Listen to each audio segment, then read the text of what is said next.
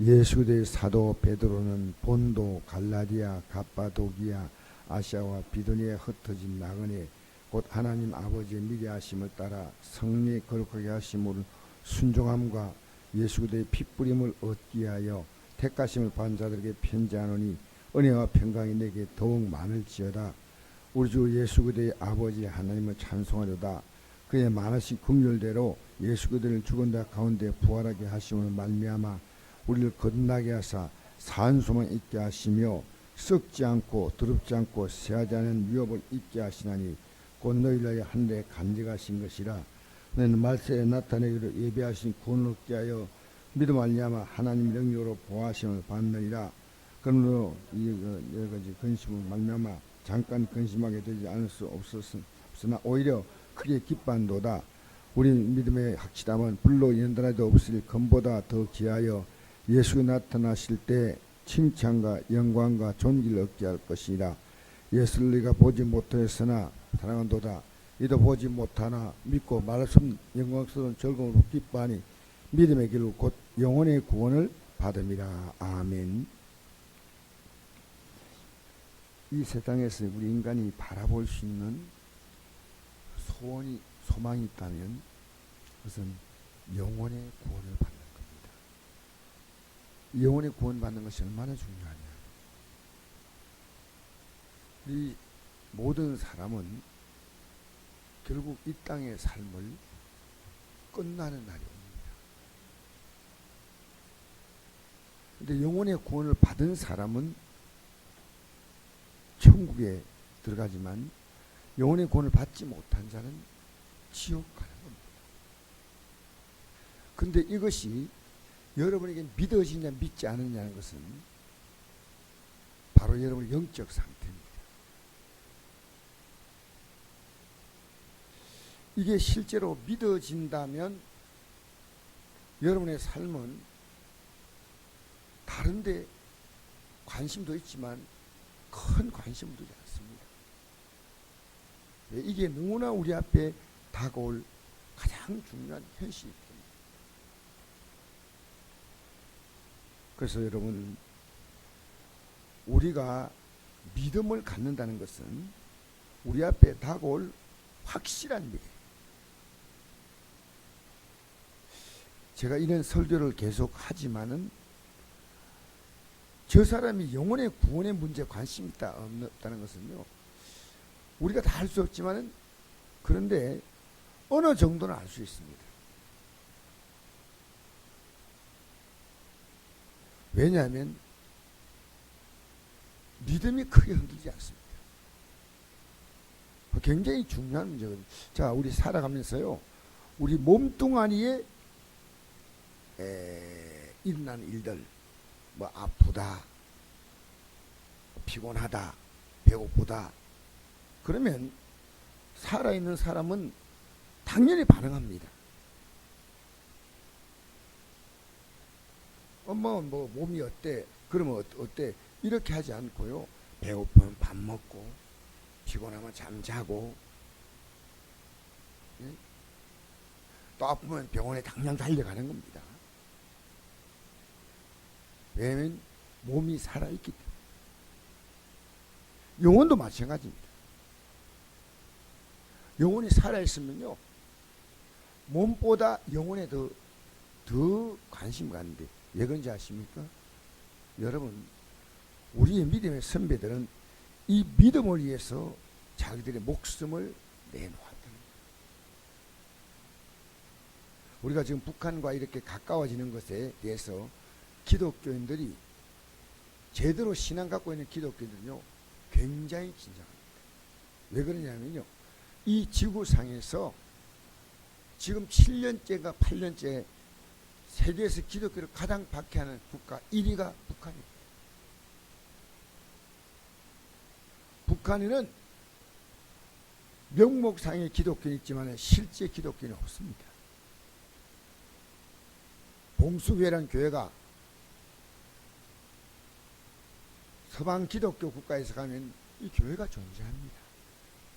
그러나 이것은 결국 외국인들이 관광차 올 때 그들에게 우리에게 종교가 자유가 있다고 보여주는 것이고, 그 세워진 교회가 북한의 봉수교회하고 칠곡교회가 그렇게 세워진 거예요. 그 사람들은 가장 좋은 미국의 북한의 대접을 받습니다. 왜냐하면 밖으로 볼 때 건강도 좋아야 되고 복장도 좋아야 되니까. 진짜 기독교는 없습니다. 발각되는 순간에 바로 정점 수용식합니다. 저는 다른 것보다도 북한이 정말 문을 개방한다면 핵 문제가 아니고 기독교인들을 풀어줄 수 있다면 북한은 모든 게 다 핵이 있으면 어때요? 왜냐하면 북한의 주체 사상에 대해서 가장 무서운 적이 기독교. 그런데 기독교인들은 발각될 것 알고 최소한 숨었지만은 그들 가운데서 5명 가운데 1명은 그 오호 책임제라고 그러니까 당에 보고합니다. 그러니까 반드시 걸리게 돼 있어요.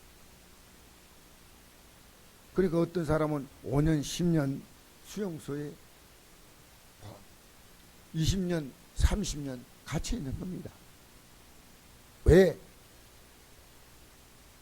여러분 가운데서 만약 그런 여건이 올 때 난 정말 예수님 때문에 그렇게 고통받겠다 하는 마음이 있는 분도 있지만 없는 분도 있을 수 있어요.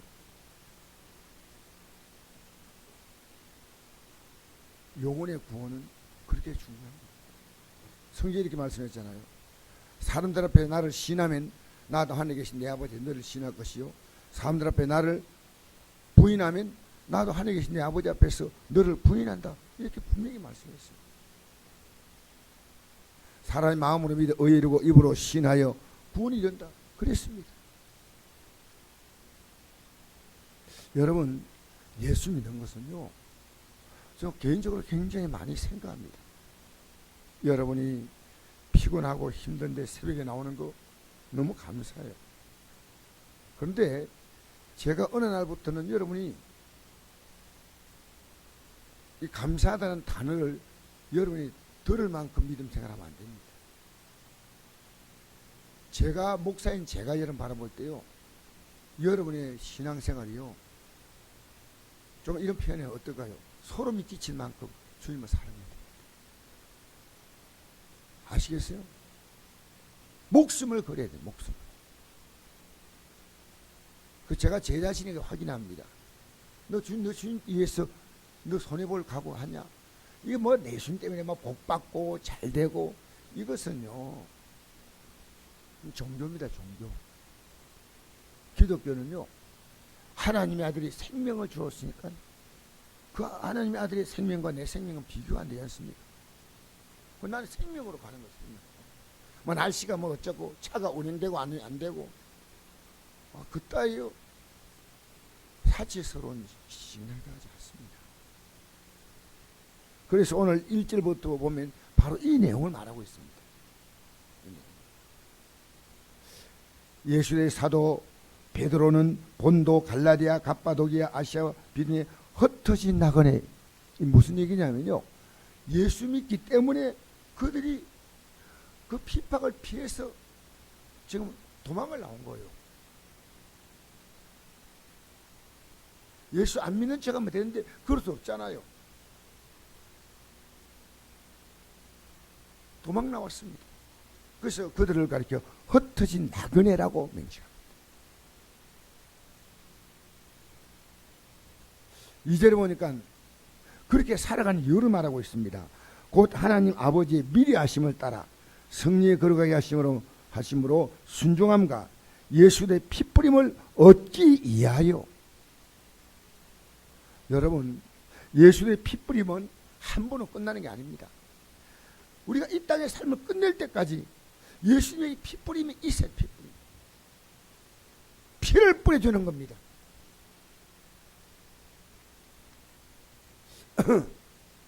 얻기 위하여. 여러분, 우리의 공로로 하려고 할 자 아무도 없죠. 예수님의 피뿌림, 성령의 그렇게 하심. 하나님이 하심은 선택입니다. 성령이 거룩하게 하심과 순종함과 예수의 핏뿌림을 얻게 하여 여러분 예수의 핏뿌림 있는 자가 성령이 거룩하게 하시고 순종하는 삶을 살 수 있습니다. 여러분의 힘으로 믿음 생활할 수 있는 것은요 한계가 있어요. 믿음 생활은요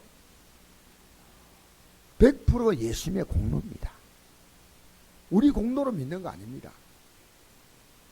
예수님의 공로, 예수님의 핏뿌림, 그게 그렇게 중요한 거예요. 여러분 오늘 이 아침에 나와서 예수님의 핏뿌림을 나는 그거 아니면 우리는 주님 앞에 설 수가 없습니다.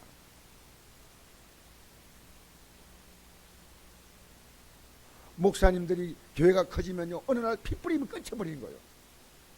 이 핏뿌림은요 예수님의 십자가의 죽음 앞에서 자기도 죽는 겁니다.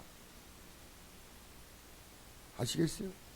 예수님의 핏뿌림이 있기 때문에 그 핏뿌림 앞에서 자기도 필요한 피를 뿌리는 겁니다. 이게 초대교회입니다.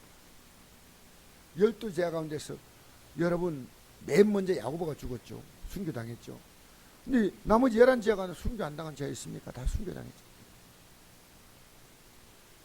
기독교는요 순교의 종교입니다. 한 번에 죽느냐 매일매일 죽느냐 이겁니다. 차이죠. 그 여러분 예수 믿는 게 그렇게 싱겁게 믿는 거 아닙니다. 우리가요 목사님들이 여러분이 부담이 안 되도록 가능한 설교하려고 하는데요. 여러분 저도 여러분들이 이렇게 주를 섬기는 걸 여러분 보면서 여러분들에게 전부 덜 부담스럽게 설교하려 하지만요. 여러분 성경을 제대로 여러분 들고 딱 읽기 시작하면요. 지금 이렇게 믿는 게 아니구나 하고 생각해요. 저는 어제 신명기를 제가 읽으면서 어떤 생각을 했냐면 신명기 4장을 읽으면서 그 3장 4장은 우상을 만들지 말라 그럽니다. 만나지 반드시 멸한다는 겁니다. 나 외에 그냥 그렇게 그냥 읽어나가면 안 됩니다. 우상은요 하나님보다도 귀하게 이기는 그 어떤 것이 존재하면 안 된다는 거예요. 왜 우상 만듭니까? 지금은 우상이라는 단어가 우리에게 그렇게 익숙하지 않습니다. 왜냐하면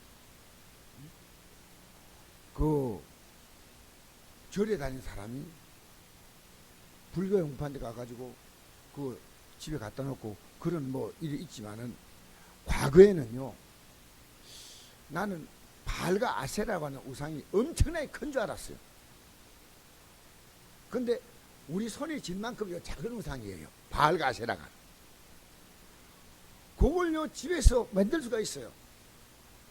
하나님 안 보이고 그 바알과 아세라를 만들면요 이것이 풍요를 주고 자녀를 낳게 만들고 근데 사람들이 그게 마음이 혹하는 거예요. 그래서 하나님을 믿으면서 그들은 우상을 여전히 섬겼다는 겁니다.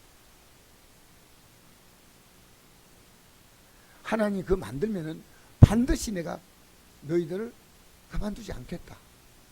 이 내용을 제가 가만히 생각해 보니까요. 하나님보다도 귀하게 여기는 그 어떤 것도 그게 다 우상이 되는 거예요.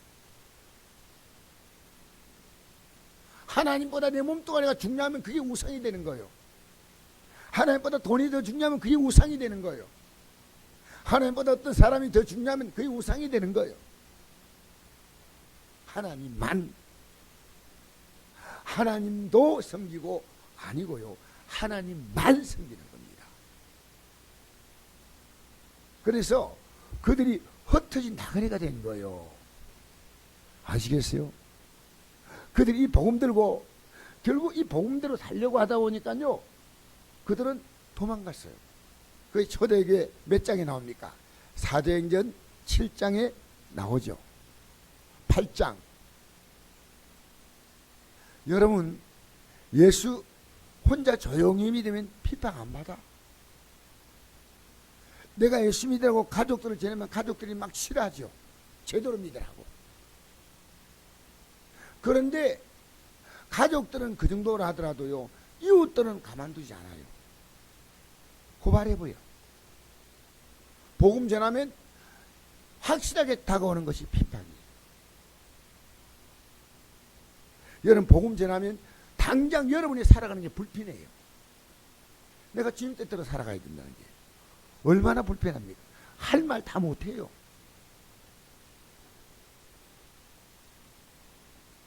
여러분 진짜 우리 예수 믿으면요, 내가 만약에 누구하고 누구 미워하잖아요. 진짜 예수 믿으면요, 그 사람이 나를 미워해도 나는 미워할 수가 없는 게 내가 힘들어서 안 돼요. 그래서 풀어야 돼요. 우리가 진짜로 예수 믿는다는 것은요, 여러분이 살아가는 삶이 굉장히 불편해집니다. 외부의 핍박도 있지만 내 안의 핍박도 있는 거예요. 근데 우리는 그렇게 살 수밖에 없는 이유가 3절에서부터 답이 나옵니다.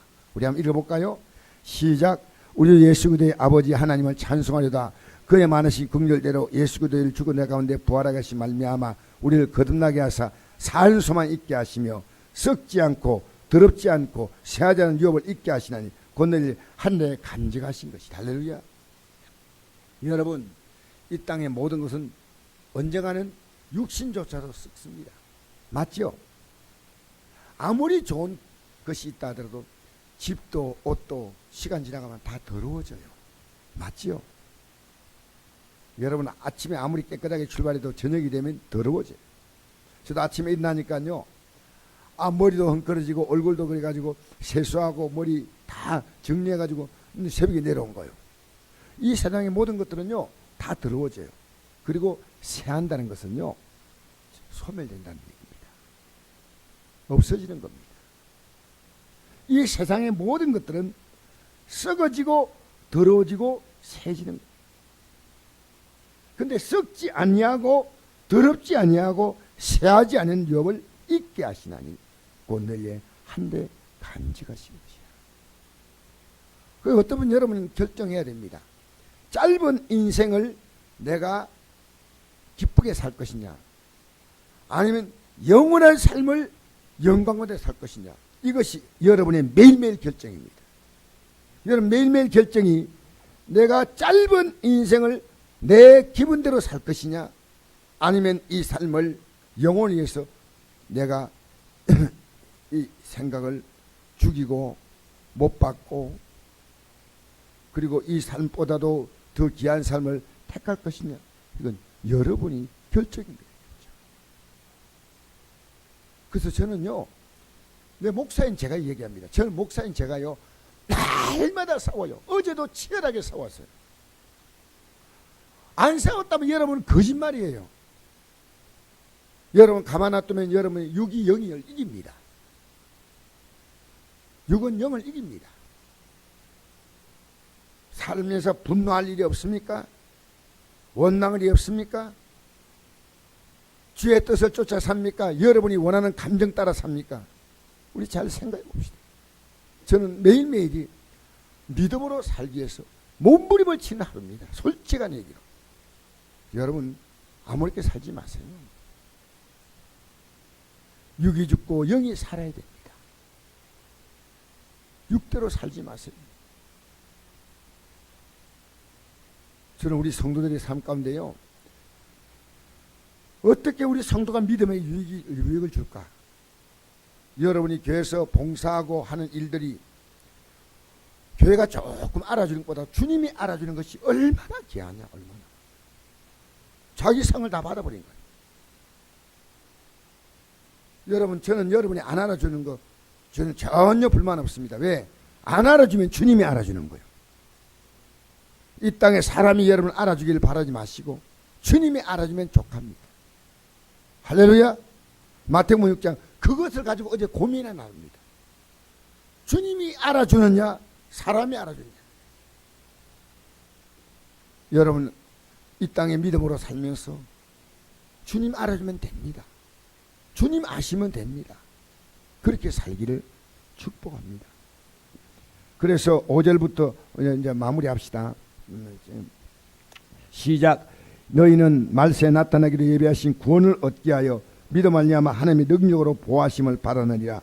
그러므로 너희가 이제 여러 가지 시험으로 말미암아 잠깐 근심하게 되지 않을 수 없으나 오히려 크게 기뻐하는도다. 너희 믿음의 확실함은 불로 연단하여도 없으리 금보다 더 귀하여 예수께서 나타나실 때 칭찬과 영광과 존귀를 얻게 하리. 할렐루야.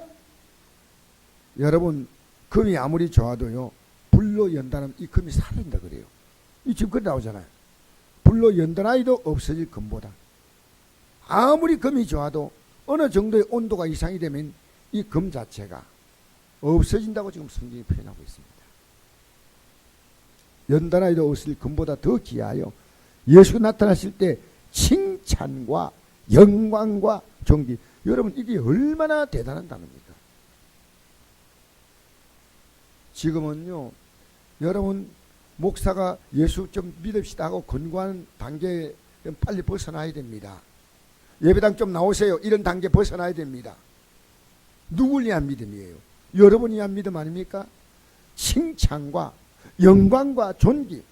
이 땅에서 이렇게 살아온 사람이 있습니까? 나는 어디 가더라도 칭찬받았다, 나는 영광 얻었다, 나는 존귀했다, 없잖아요. 그런데 우리가 그날이 온다는 겁니다. 할렐루야.